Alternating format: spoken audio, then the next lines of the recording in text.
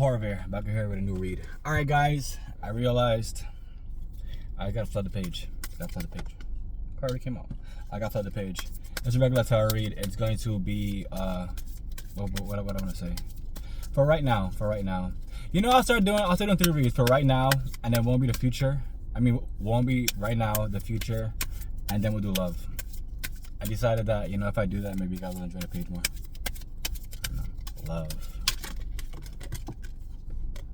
I said that and my card just fell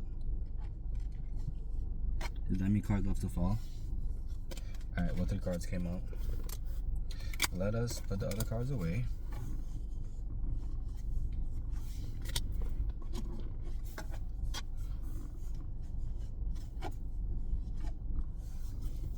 Okay.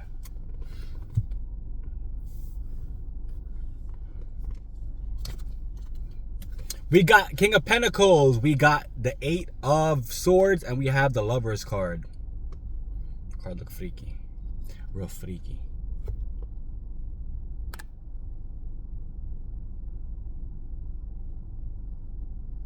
Alright. So, let's go over the King of Pentacles first. Actually, let's go to the Lover's card. The Lover card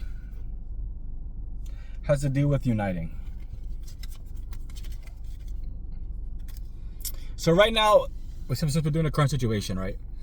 To unite is to bring together, right? It's to come together and to formulate something better than what it is that we have at hand, right? So this can be you coming together with your thoughts. This can be you coming together with how you have been seeing life, things you have been putting in the work for. Now you're able to join forces with another part of yourself or somebody with the like-minded, so you guys can actually accelerate timelines. And it's important to understand that, you know, when accelerating timelines, this is a slow growth. You know what I'm saying? Like, to build trust with somebody will always be a slow process because, you know, everybody has their own demeanor. Everybody has their own idea of what they want to get done, stuff like that. So, you know, just take everything with a grain of salt. Understand that, you know, like, you are building towards something. And it just takes time. Don't rush the process in which you have united with. And understand that, you know, any moment, more can come, more can leave. Excellent. The next card, the King of Pentacles. The King of Pentacles has to deal with, my bad, my fucking nose about the thing. The King of Pentacles has to deal with being financially secure. Let me get some water.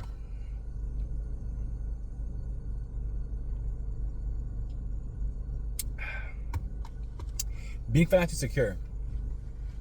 So that just has to deal with the aspect that, you know, well, even though it's a reading for right now, it also has to do with the future, meaning that, you know, like, you have been putting into place what you need to set in stone, what you need to actually write down, and you've been moving towards those goals, and you have been achieving those goals. So the idea that, you know, you will never, the whole idea that you aren't making progress within your financial life is something that only you truly know. You know what I'm saying? You can't fake the fun with yourself. You know, think about it. You can't fake it with yourself. It's either like you're working towards something, or you're taking away from something.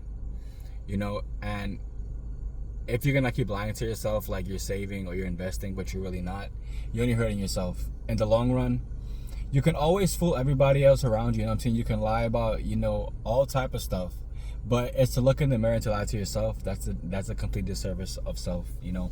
Because like I always tell you guys, it comes down to you, what you are choosing to progress in, what you're choosing to water, what you are choosing to allow to control you, aka an addiction. Like, these are the aspects of life in which needs to be uprooted.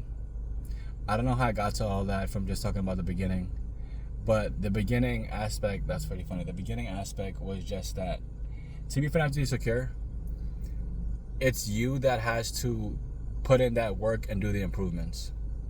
Whether or not you're going to choose to actually learn more about what assets actually produce income on a daily basis, that's why the links are there in the bio of this page. But it's up to you. Do the work. The last card, guys, is the 8 of Swords. Yeah, 8 of Swords. The Eight of Swords has to deal with feeling stuck. So if right now, like, you're feeling as though the aspects in which you are trying to water are not growing, maybe it's time to find something different. You know, maybe it's time to take a step back, to look, to figure out what it is you're doing that could be done differently. What it is that you're doing that, you know, if you're not taking time to figure it out, and you just want it to kind of come overnight, then the aspect of that is that you should have wrote stuff down.